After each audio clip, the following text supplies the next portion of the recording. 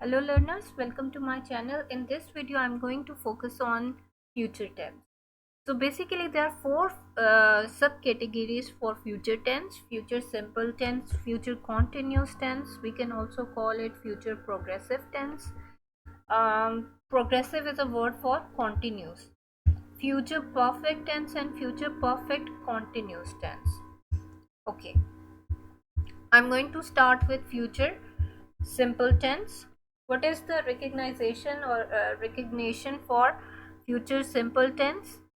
Action that indicates or this tense indicates that an action has not happened yet and will take place at some point in the future. Look at these examples. She will come to New York tomorrow. We shall move to another city.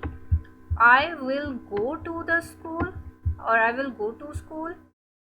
He will play a football match. They will make a phone call. Over here you can see that we have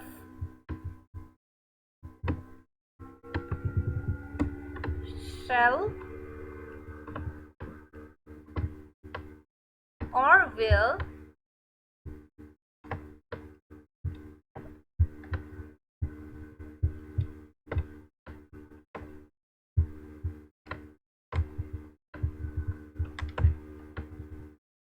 which are actually playing the role of making sentence um, as a sign of future sentence, right? So what are the rules how we can apply this? Is very simple. Tense, present, future simple tense. Look at these rules. Either we have used shall or will, right? I'm underlining these two. Basically shall is used with I or we. Okay, shall can be used with I'm writing with that to make it more visible, more clear to you people. Shall is used with I and we, and there is a base verb with that. But okay, this is wrong. Examples are given below. Will is used with you, uh, they, he, she, it, and the noun. However, will can be also used with I and we to express certainty. Okay, so basically will can be used with I and we, but there is a certain purpose behind that, to express surety or certainty. And otherwise will can be used with you, they, he, she, it, or any noun. Okay, look at these example. I shall not eat the pizza. This is affirmative sentence type of sentence.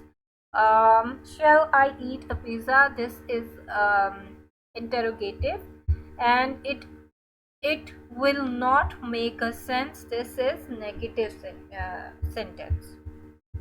More example, she will drive a scooty. You will consider his request someday. He will make an aeroplane.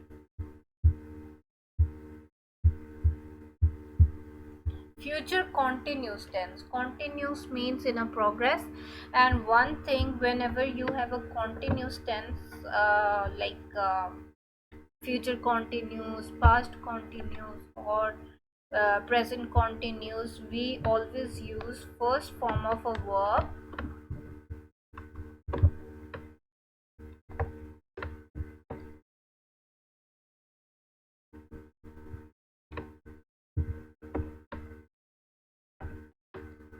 with ing. For example, eating, playing,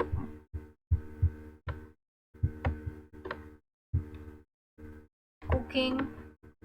All these verbs will refer to a progressive action or continuous action. Okay, So recognition is that the tense is used when an action is promised and thought to be going on at a specific time or context in the future. So this action is like promised or thought to be going on in the future, or we can say at a specific time.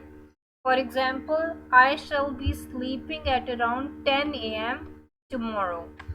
I'll be working in the office while you watch a movie. So you see what changes are there: shall be and will be, and sleeping, working. Look at these example. I will be going to the school at 10 a.m. in the morning. Will be going. They will be playing at the same time tomorrow. Will be and playing. These two words, or these two things what I have underlined in a sentence, are playing a major role in order to make it a continuous tense. Now what are the rules? Subject is there, will be or shall be is there, and we have verb plus ing and object. Now where to use shall and will? Rules that we have learned in the present future simple tense for will and shall are the same for whole tense, whole future tense. Okay, so look at the example. He will be feeling good tomorrow. Feeling is referring to the verb plus ing, and will be and shall be we have used over here. I will be writing the report. Now over here shall be can also be used, but will be is referring to the surety, that you're sure about that. For negative and interrogative sentences, we put not. For negative, you can say you put not after will, and will come at the start of the sentence for interrogative sentences. Look at this example. He will not be cleaning his room. Will he be cleaning his room? Okay. So these are the two examples for future continuous tense.